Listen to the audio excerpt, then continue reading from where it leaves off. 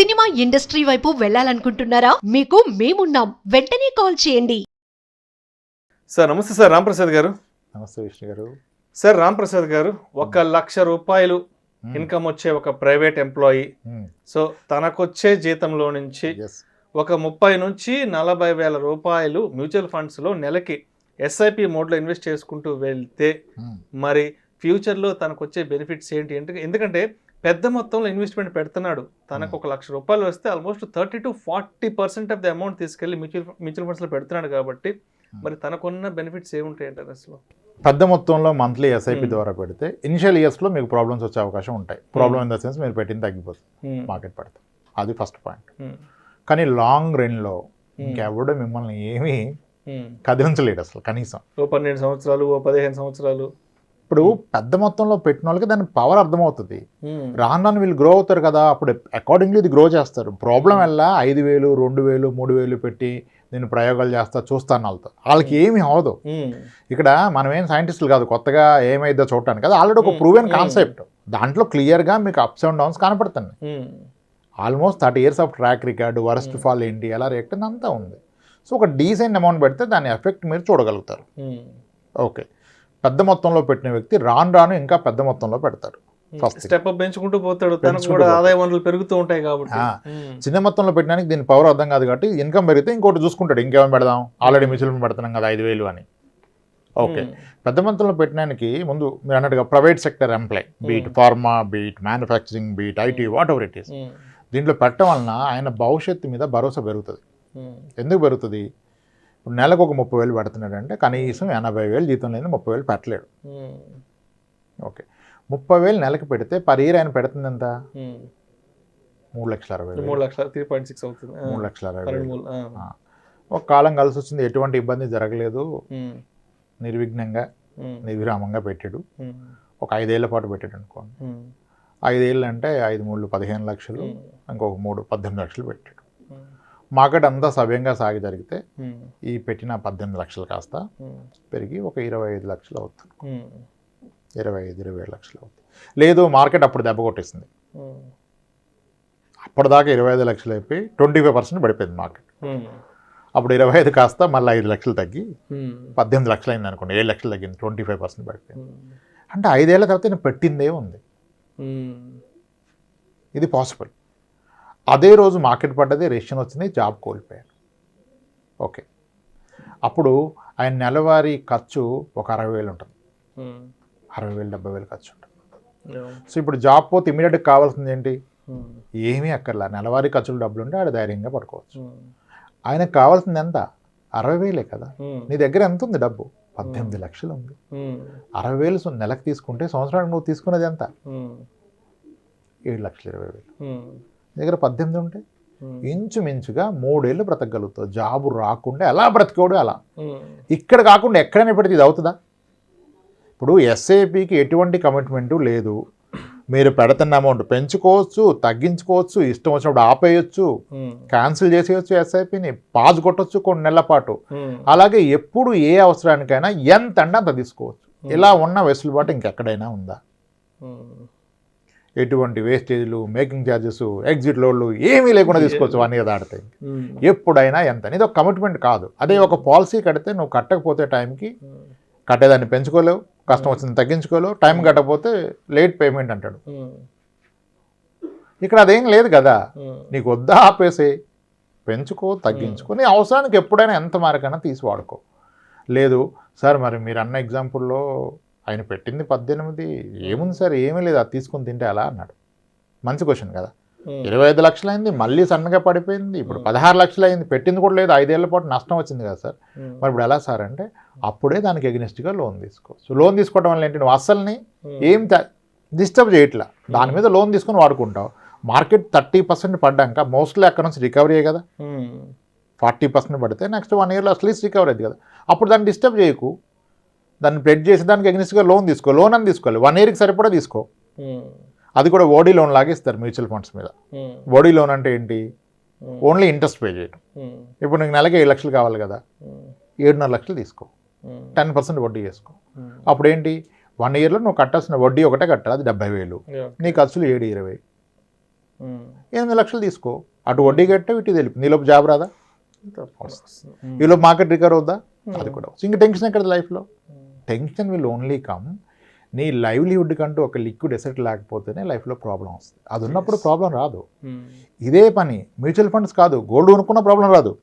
ఈ ఫ్యూచర్స్ అన్ని గోల్డ్ ఉంటాయి. లిక్విడిటీ త్వరగా అవుతుంది కాబట్టి ఏ కానీ టెన్షన్ ఇక్కడ మీ క్వశ్చన్ మ్యూచువల్ ఫండ్స్లో ఏంటంటే దీనికి పొటెన్షియల్ ఆఫ్ గ్రోత్ ఎక్కువ. ఈ ఇండియా ఈజ్ గ్రోయింగ్ ఎకానమీ, పెద్ద స్టోరీ. మళ్ళీ ఇంకా చాలా ఉంటాయిగా మైక్రోలు పొటెన్షియల్. ఇవన్నీ వదిలేస్తే మీరు ఎలా చూసినా GDP plus inflation is suppose to be the average equity earning అంటారు. Average corporate earning is GDP plus inflation. India GDP 7, inflation ఎంత కొట్టినా 6 ఉంటుంది. 7 + 6 is 13 ఎక్కడికి పోదు. మీరు మంచి ఫండ్ హౌస్లో పెడితే ఇంకో 2-3% ఆల్ఫా ఇస్తాడు ఫండ్ మేనేజర్. లాంగ్ రేంజ్లో 12-13 ఎక్కడికి పోదు. అండ్ అది ఎంత వస్తుంది అనుకోకుండా ప్రతి అవసరానికి ఆదుకుంటుంది. ఇలా ఆదుకునేది ఇంకేమన్నా ఉందా ఉంటే చెప్పండి. అంటే మళ్ళీ మొత్తం మ్యూచువల్ ఫండ్ అయినా సార్ మీరు చెప్తున్నారు ఏమన్నా అయిపోతే మొత్తం ఒక దాంట్లో పెడితే రిస్క్ కదంటే, నువ్వు మొత్తం అంటే ఎంత పెడుతున్నావు? నీకున్న ఇల్లు ఉంది కదా 60 లక్షలు, నీకున్న స్థలం ఉంది కదా, ఇది ఎంత పెట్టి నువ్వు పెట్టింది 20-30 లక్షలే కదా. అలా కాదు. మ్యూచువల్ ఫండ్ ఏం జస్ట్ ఒక దాంట్లో కాదు కదా. ఒక ఫండ్లోకి వెళ్ళి మీరు పోర్ట్ఫోలియో చూస్తే ఎన్ని ఉంటాయి దాంట్లో. ఒక హైబ్రిడ్ ఫండ్ పెడితే 10-11% గవర్నమెంట్ బాండ్స్ ఉంటాయి, కమోడిటీస్ ఉంటాయి, REITs రియల్ ఎస్టేట్లు ఉంటాయి, ఈక్విటీ స్టాక్స్ ఉంటాయి. It is again diversifying, it's not in one. ఏం చెప్పాలంటే ఒక వన్ అసెట్ క్లాస్ కాదు, ఇది ఒక బిజినెస్ కాదు కదా. మీ దగ్గర ఫార్మా స్టాక్స్ ఉన్నాయి, ఐటీ స్టాక్స్ ఉన్నాయి, బ్యాంకింగ్ ఉన్నాయి, స్పెషాలిటీ కెమికల్స్ ఉన్నాయి, కన్జ్యూమర్ FMCG ఉన్నాయి, అన్నీ ఉంటాయి కదా. Why worry it's well diversified. మనకంటే తెలివైనవాడు మేనేజ్ చేస్తున్నాడు. వాడికి ఎమోషన్ లేదు, ఆడి day in day out job అదే. ఈ మధ్య మొన్న HDFC కరెక్షన్ అయింది కదా, అయినప్పుడు అందరూ మ్యూచువల్ ఫండ్ మీద రీసెర్చ్లు మొదలెట్టేశారు. వీళ్ళు ఇంత హోల్డ్ చేశారు. ఒక ఫండ్ హౌస్ అసలు HDFC హోల్డ్ చేయలేదు. ఆ ఫండ్ హౌస్ గొప్పదని చెప్తున్నారు. నిజానికి గొప్ప ఫండ్ హౌసే, ఇప్పుడు హోల్డ్ చేయలేదు. మరి ఇదే విశ్లేషకులు అదాని పడ్డప్పుడు ఆ ఫండ్ హౌస్ హైయెస్ట్ హోల్డ్ చేస్తుంది అదాని. అప్పుడు ఈ ఫండ్ హౌస్ నమ్మొద్దు, వీడు అదాని ఎక్కువ హోల్డ్ చేస్తున్నాడు. చూసారా ఎలా మాట్లాడుతున్నాం మనం. సో అంటే వాళ్ళకు ఒక ఫండ్ హౌస్కి ఒక ప్రొసీజర్ ఉంటుంది, వాళ్ళు ఫాలో అవుతారు. But they are definitely experts. ఆ రోజు అంత పడ్డ లాస్ట్లోకి వెళ్ళలేదు, ఈరోజు కొంచెం బెటర్గా చేయగలిగారు. విత్ ఇన్ ఫండ్ హౌస్ కూడా ఒక స్టాక్ని ఒక ఫండ్ హౌస్లోనే ఒక ఫండ్ మేనేజర్ ఒప్పుకోడు. I'm not a believer in the stock అంటాడు. Different strategy. మీకు ఆప్షన్స్ ఉన్నాయి కదా, you can choose different fund house, different funds, different category. So ఈ వెసులుబాటు ఎక్కడ ఉంటుంది? ఈరోజు ఇది చేయట్లేదంటే మార్చవచ్చు. ఇప్పుడు ఒక పాలసీ కొన్నాను నేను, ఈ పాలసీ సరిగా లేదు, వేరే పాలసీ మార్చగలుగుతానా? లేదు. మ్యూచువల్ ఫండ్లో స్కీమ్ మార్చవచ్చు కదా, అమౌంట్ మార్చుకోవచ్చు కదా, ఫ్రీక్వెన్సీ మార్చుకోవచ్చు, డేట్ మార్చుకోవచ్చు, అమౌంట్ మార్చుకోవచ్చు, తీసుకోవచ్చు. అసలు ఎక్కడుంది ఇంత వెసులుబాటు? అది చూసుకోవాలి. పెరుగుతుందా? గ్యారంటీగా పెరుగుతుందా? పెరగదు in short run, long run పెరుగుతుంది. సో ఒక ప్రైవేట్ సెక్టర్ ఎంప్లాయీకి కావాల్సింది ఏంటంటే, రేపు నాకు ఇబ్బంది వస్తే నాన్న ఆదుకోవడానికి ఇది ఉంది. ఇప్పుడు ఒకడు ఉంటాడు, నాకేం ప్రాబ్లం లేదురా మా అన్నయ్య చూసుకుంటాడు అంటాడు. ఆడిగాడు అన్నయ్య ధైర్యం, పర్లేదురా మా అన్నకి ఇప్పుడు ఫోన్ కొట్టినా కొట్టమంటే 2 లక్షలు కొడతారా, నాకేం టెన్షన్ లేదు అంటాడు. అది ఎలాగో ఈ మ్యూచువల్ ఫండ్ అలాగే. మ్యూచువల్ ఫండ్ వాడికి ఒక అన్నయ్య, మా మామయ్య గారు చెప్పాల్సిన అవసరం లేదురా కొట్టేస్తారు అంటాడు. అమ్మ ప్రతి మ్యారేజ్ దగ్గర 2 లక్షలు కొడతారా వద్దంటే అంటాడు అదృష్టవంతుడు. ఈ మ్యూచువల్ ఫండ్ అలా కొడద్దు నేను. సో ఇది ఒక ధైర్యాన్ని కొనుక్కోవటం, ఒక లిక్విడ్ ఎసెట్ కూడా పెట్టుకోవటం, ఒక కమిట్మెంట్ లేనిది, హెడ్ఏక్ లేనిది. 30,000 SIP కట్టేవాడు ప్రశాంతంగా పడుకుంటాడు, 30,000 EMI కట్టేవాడు భయంతో పడుకుంటాడు. రెండు ఉండాలి. అది ఇది ఉంటే హ్యాపీ, అది ఇది రెండు ఉంటే నో ప్రాబ్లం. రేపు ఇబ్బంది వచ్చిన ఇది అది కడుతుంది, నీకు ఫుడ్ పెడుతుంది. కానీ ఓన్లీ EMIలు ఉంటే రేపు ఇబ్బంది వస్తే కష్టం. సో ప్రైవేట్ సెక్టర్ ఎంప్లాయీస్కి ఎందుకంటే అన్సర్టైన్ జాబ్ కాబట్టి వాళ్ళకి liquidity is most important. Government employee పెట్టకపోతే పోయేదేముంది? ఆయన జాబ్ సెక్యూర్డ్ అనుకుంటే నాకేముంది సార్, ఏమైనా సస్పెండ్ అయినా సగం తీపిస్తారంటారు, ఏం చెప్పలేము ఇంక. అది sir. So this is the most powerful tool. మనం ఎందుకు చెప్తామంటే ఇది ఒకటి జీవితంలో భరోసా పెంచుతుంది, భయం తగ్గిస్తుంది, ధైర్యంగా బ్రతకవచ్చు. ఎంత ఈక్విటీ ఉంటే అంత ధైర్యంగా బ్రతకవచ్చు. చాలామంది మీకు అసెట్ అలొకేషన్ చెప్తారుగా, డెట్ ఇంత ఈక్విటీ ఇంత అని. నిజానికి ఈక్విటీని పూర్తిగా అర్థం చేసుకునే వ్యక్తి మనకు చెప్పేది ఏది పాటించడం. ఏం చేస్తారు తెలుసా? అందరూ అడుగుతారుగా మీ అలొకేషన్ అంతా ఈక్విటీ అని. యాక్చువల్గా ఈక్విటీ 100% అర్థం చేసుకున్న వ్యక్తిది ఎలకేషను 130% ఉంటుంది. ఎలా ఉంటుంది 130? నీ దగ్గర ఉన్న 100 ఉంటే 130 ఎలా పెడతావు అని అడుగుతున్నారు కదా. ఎలా పెడతారంటే ఇది ఎవరిని పెట్టమని చెప్పట్లేదు. This is the peak conviction level ఉన్న ఫండ్ మేనేజర్లు చెప్పింది at a personal interaction, not on camera, not in public. ఏం చేస్తారంటే ఒక వ్యక్తి పూర్తి నమ్మకం వచ్చేసింది, గుడ్డిగా నమ్మే అంత వచ్చినప్పుడు ఏం చేస్తాడు వాడు, ఒకసారి మార్కెట్ పడుతుంది 40%, ఎవరికి తెలవదు కదా, పడిపోయింది, ఇంకా 40-50 పడితే ఇంకా పడదు కదా. 40 పడ్డప్పుడు ఏం చేస్తాడు, అప్పటిదాకా వీడిది ఒక 2 కోట్లు ఉంది, 2 కోట్లు కాస్త తగ్గి 1,20,00,000 అయిపోయింది, మార్కెట్ 40 పడ్డది, ఇంక 80% లేస్తున్నా, అర్థమైంది కదా. 10-20 అర్థం కాదు కానీ 30-40 ఈజ్ పీకింగ్. అప్పుడు ఏం చేస్తారంటే ఇంకా వీ నో ఇంత పడ్డదంటే నెక్స్ట్ 1 yearలో అట్లీస్ట్ రికవర్ అయింది, ప్రాఫిట్స్ రాకపోయినా అసలుకి వెళ్ళిపోద్ది. అప్పుడు ఏం చేస్తాడు, ఈ ఉన్న 1,20,00,000 ఉంది కదా 2 కోట్లు, ఈ 1,20,00,000 మీద లోన్ తీసుకుంటాడు, ఒక 60-70 లక్షల లోన్ వస్తుంది కదా, ఈ 70 ఇన్వెస్ట్ చేసేస్తాడు. అంటే is exposure in equity is what more than what is having. ఎందుకంటే ఒక నమ్మకం నెక్స్ట్ 1 yearలో ఎలాగో రికవర్ అయింది, రికవరీ అయితే పెట్టింది మొదటికి వస్తుంది, ఈ కొత్తగా పెట్టింది 40% పెరుగుతుంది, అది రికవరీ, అది పోగొట్టుకున్న 40 రికవరీ, కానీ కొత్తగా పెట్టింది 40% పెరుగుతుంది, ఎక్కడ పెరగదు కదా 1 yearలో 40. ఇలా వాడతారు. అంటే ఇట్స్ ఆల్ డే 1 ఎవ్వరు ఇది చేయొద్దు, బియాండ్ అ పాయింట్. మీరు ఒక ఎక్స్పీరియన్స్ ఒక 5 years 6 years ఒక డీసెంట్ మనీ పెట్టిన వాళ్ళకి ఇది చాలా ఈజీ, ఇది పెట్టా కూడా అడేం కంగారు పడ్డాడు. కానీ ఫస్ట్ టైం పెట్టోడికి అని చెప్తే ఆ నిద్రపడ్డది, ఈలో బీపీ వస్తే డయాబెటీస్ పోతాడు. బియాండ్ అ పాయింట్ ఒక ఎక్స్పీరియన్స్ వచ్చాక ఒక డీసెంట్ మనీతో ఎక్స్పీరియన్స్ తీసుకోవాలి. ఎస్ఐపిలో అటు ఇటు కానీ మనీ పెట్టడం దండగా, ఉపయోగం లేదు. ఒక పనికొచ్చే మనీ పెట్టండి, జీతాలు పెద్దగా ఉంటాయి, 10,000 చేస్తున్నా, 15,000 చేస్తున్నా, 25,000 చేస్తున్నా, దేనికి చేస్తున్నా 25,000 దేనికి వస్తుంది చెప్పు, దేనికి వస్తుంది? నీ కొడుకు 6th class, అవును సార్ 6th class, ఇంకెన్ని ఇయర్స్లో హైయర్ ఎడ్యుకేషను? ఇంకేముంది సార్, ఒక 7 yearsలో హైయర్ ఎడ్యుకేషన్ కదా, ఎక్కడ పంపిస్తావు సార్? ఒక మంచి ఇన్స్టిట్యూట్ సార్, మణిపాల్ యూనివర్సిటీ పంపిద్దాం అనుకున్నాను సార్. ఎంత మణిపాల్ యూనివర్సిటీ?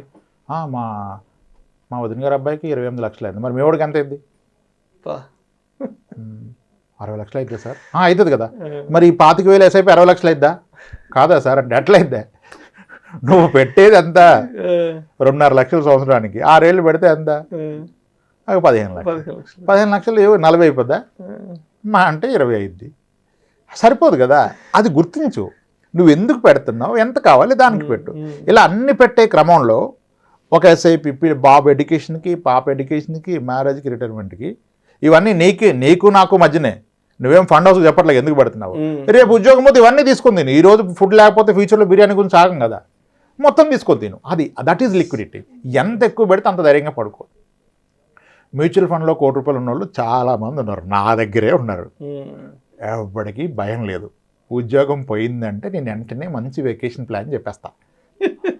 నిన్న కూడా పంపా ఒక వ్యక్తిని 3 days బ్యాక్, సార్ ఇలా అయింది సార్ అన్నాడు. నేను అన్నా కార్డిలియా క్రూజ్ అని ఒకటి ఉంటుంది, బుక్ చేసుకో, చాలా బాగుంటుంది. 3 days నేను వెళ్ళొచ్చాను. ఆ క్రూజ్లో వాడు నీకు వైఫై వేస్తాంటే వేయించుకోకు, ఉన్న ప్రశాంత్ ఎందుకు పోట్టుకుంటావు, పిల్లలతో ఫుల్ ఎంజాయ్ చేసే క్రూజ్లోకి వెళ్ళిపో, 3 days 2 nights ఉంటుంది, హ్యాపీగా ఎంజాయ్ చేసేసాను, బాగుంటుంది అని చెప్పా. సార్ ఎంత అయింది సార్ అన్నాడు. నా ఇన్వాయిస్ ఇచ్చా. ఎంతో లేదు సార్, చాలా తక్కువ. అంతేనా సార్? అంతే, ప్రశాంతంగా 3 రోజులు తర్వాత ఆలోచిద్దామన్నా. నేను వెంటనే సెర్చ్ చేసి, సార్ ఇమీడియట్గా బుక్ చేస్తే రేట్ ఎక్కువ ఉంది సార్, మీరు లేట్గా బుక్ చేస్తే తక్కువ. అరే ఎక్కువ తక్కువ ఏంటి, నీ దగ్గర ఉన్న డబ్బులు కదా ఎక్కువ తక్కువ, సరిగా మార్కెట్ ఒక్క రోజు లెగిస్తే వస్తుంది నీకు 1,00,000 రూపాయలు. కొట్టన్నా, కొట్టేశాడు, రెడీ అయిపోయాడు, నెక్స్ట్ ఫ్రైడే పోదామని. ఈలోపు మళ్ళీ కంపెనీ నుంచి, సార్ మీకు ఐజేపీ పెట్టుకోవచ్చు, ఐజేపీలో మీకు అని చెప్పారంట. సార్ మన ఐజేపీలో మళ్ళీ వేరే పోస్ట్ ఇస్తున్నారు సార్, మనం ఏమి ఈ నోటీస్ పీరియడ్లోనే ఐజేపీలో వచ్చేస్తుంది సార్ అన్న. అలానే నువ్వు టూర్ మానేస్తావా? నో, జాబ్ పోతే వెకేషన్కి వెళ్ళు, టూర్కి వెళ్ళు, ఫ్యామిలీతో ఎక్కువ టైం స్పెండ్ చేయి, లైఫ్ ఎంజాయ్ చేయి. అది ఎప్పుడు అవుతుంది? When you have liquid asset. That's what. ఎంత ఎక్కువ అమౌంట్ మ్యూచువల్ ఫండ్లో పెడితే అంత ప్రశాంతంగా ఉండొచ్చు, కానీ అర్థం చేసుకుని పెట్టాలి. పెరగడానికి పెట్టొద్దు, మీ అవసరానికి వాడుకోవడానికి పెట్టండి. పెరగడానికి పెడితే ప్రాబ్లం, పెరిగినా తగ్గినా నా అవసరానికి వెళ్ళిపోతానికి ప్రాబ్లమే లేదు లైఫ్కి. Highest possible amount should go to mutual fund, SIP, just not pure equity, maybe hybrid funds అవన్నీ. అది మీరు కూర్చొని డిస్కస్ చేసుకొని పెట్టుకోవాలి. That makes your life simple, confident, healthy. Mental tension ఉండకే జబ్బులు వస్తాయి. ఆర్థిక సమస్యలే అనారోగ్యానికి కారణాలు. అది ఉన్నప్పుడు టెన్షన్ లేదు కదా, సింపుల్ చేసుకోండి, అలా పర్ఫెక్ట్ పెట్టుకోండి. Thank you so much Ramprasad గారు. Right sir.